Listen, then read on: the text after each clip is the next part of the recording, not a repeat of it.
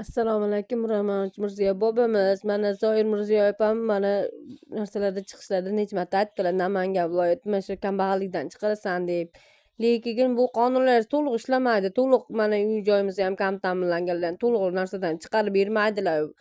3 tuman hokimi Shuhrat Musayev. Mana o'zimiz kambag'allar mana shu kredit olib o'zimiz chiqarmoqchi maqsadida mana onlayn Qarang, kredit olish qo'limni Qur'on maqsadida ustiga mana qo'yib, Alloh nomidan joyni qasam to'g'lash ichaman. Siz shu to'lov qilganingizdan keyin atigi bir necha soniyalardan keyin kreditingiz chiqadi. uchrab qoldik. Allohni o'zi Yordam guvoh, bu berishingizni narsaga so'rayman. men Endi klientlarimga hozir men faqat ham yaxshilik tushunib tilayman, holatda to'g'risi. tushib, Yuragimdan mazam yordam ancha beryapman sizga. qolgan.